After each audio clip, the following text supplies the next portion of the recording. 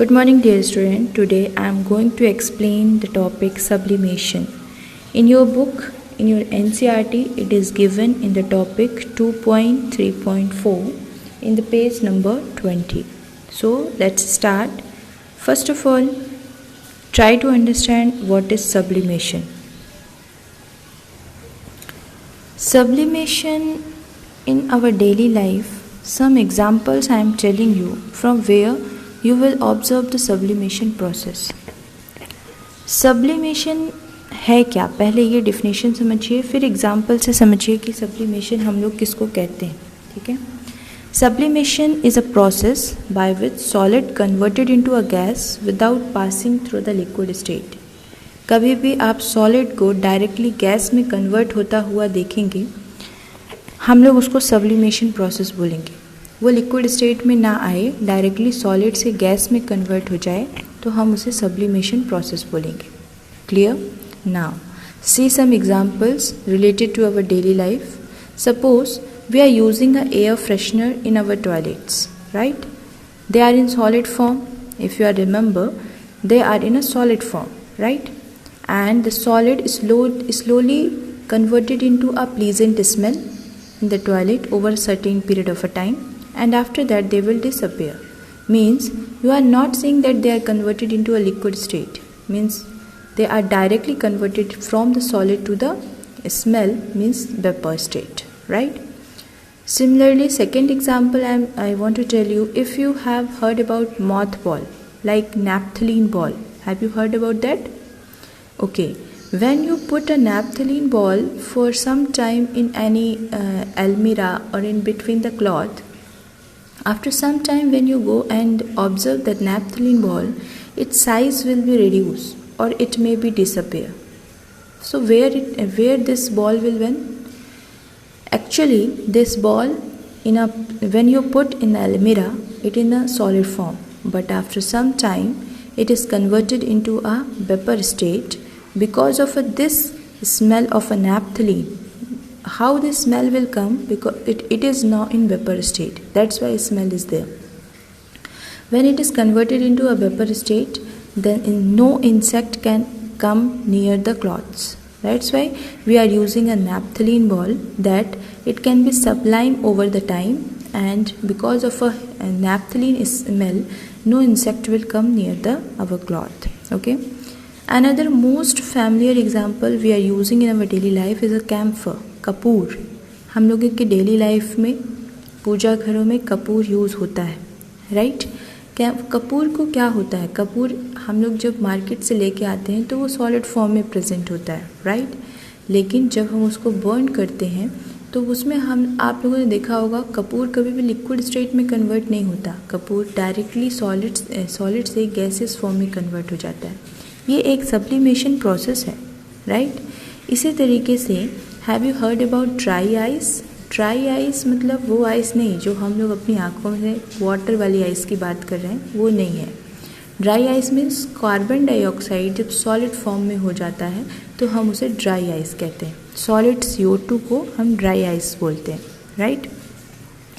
Dry ice भी अगर उसका टेम्परेचर थोड़ा सा 78.5 डिग्री सेल्सियस से ज़्यादा कर दिया जाए तो वो डायरेक्टली गैस में कन्वर्ट हो जाएगी, लिक्विड फॉर्म में नहीं आती. तो ये एक सब्लिमेशन के एग्जाम्पल्स हैं जो हम डेली लाइफ में यूज़ करते हैं. Now what is given in our NCERT, listen carefully. They are taking some example of ammonium chloride, naphthalene and anthracene, and they are performing a practical. Listen what they are describing. They will take a stand. See here, this is a stand. Okay, this is a stand. I will see this. I will also show you some practical we are performing in the lab. But before that, you will understand what they are doing. They will take a stand. They will set up the burner below the stand. Okay, and burner. This is a burner, right? We are telling in our chemistry lab. This is a burner. Okay, and after that, they will take a china dish. वो लोग एक china dish लेंगे. ये जो है ये china dish है. China dish में उन्होंने कैम्फर और सॉल्ट को रख दिया है, राइट?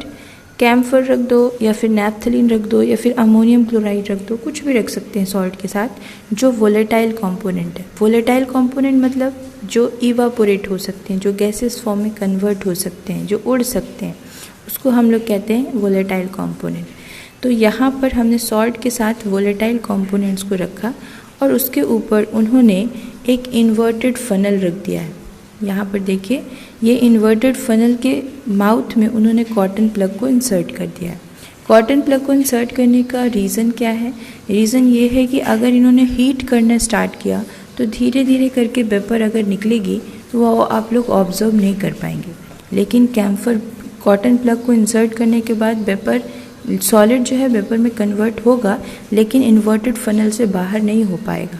जब हम इस इन्वर्टेड फनल को रिमूव करेंगे तो हम लोग एक साथ वेपर स्टेट को देखेंगे।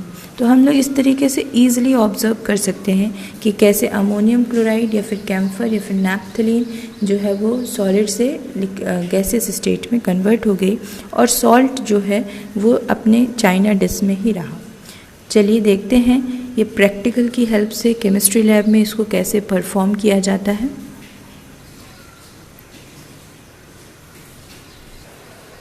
यहाँ पर देखिए, उन्होंने दो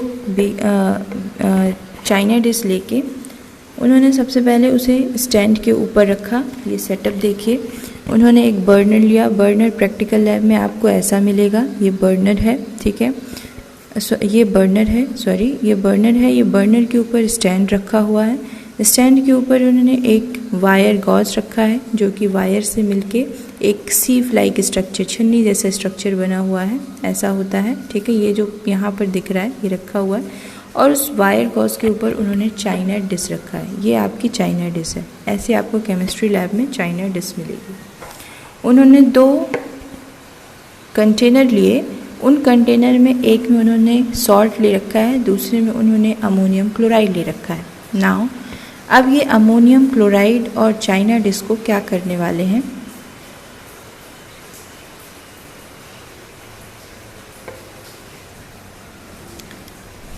नाउ सबसे पहले उन्होंने सॉल्ट को लिया और उसको चाइना डिश में डाल दिया, ठीक है। उसके बाद वो अमोनियम क्लोराइड को लेते हैं और उसको भी चाइना डिश में डाल देते हैं। Now he is putting the inverted funnel above the china dish and he also inserted the cotton plug. Now he start the burner. अब बर्नर स्टार्ट हो, जैसे ही हीट करना स्टार्ट होगा अमोनियम क्लोराइड जो था वो सब्लिमेट हो जाएगा सॉलिड से गैसेस फॉर्म में, ठीक है। और चॉक पाउडर जो है या फिर सॉल्ट है वो वैसे का वैसा ही रहेगा। ये देखिए, उन्होंने इन्वर्टेड फनल हटाया और एक साथ कितने सारे फ्यूम्स दिखे। तो ये जो प्रोसेस है इसी को हम सब्लिमेशन प्रोसेस बोलते हैं, जिसमें अगर कोई भी दो मिक्सचर प्रेजेंट है और उसमें एक सब्सटेंस जो है वोलेटाइल है और एक दूसरा सब्सटेंस वोलेटाइल नहीं है, तो हम सब्लिमेशन प्रोसेस से एक सब्सटेंस को उससे रिमूव कर सकते हैं। जैसे अभी हमने चॉक पाउडर और अमोनियम क्लोराइड का मिक्सचर लिया था, जिसमें हमने हीट करके अमोनियम क्लोराइड को सब्लिमेट कर दिया, वो डायरेक्टली सॉलिड से गैस में कन्वर्ट हो गया और चाइना डिश में हमको सिर्फ चॉक पाउडर मिला। इस तरीके से हम कोई भी वोलेटाइल और नॉन वोलेटाइल कंपोनेंट को सेपरेट कर सकते हैं सब्लिमेशन प्रोसेस से। यहाँ पर एक टर्म लिखा हुआ है, sublimation is an endothermic change where a substance vaporise directly from the solid to the gases state without passing through the intermediate liquid state phase. Okay, so I hope आपको ये sublimation process समझ में आया होगा। On next video we will discuss about is the dye in black ink is single color। हम लोग chromatography process को discuss करेंगे टॉपिक 2.3.5 की हेल्प से। ओके, तब तक के लिए thank you and have a nice day.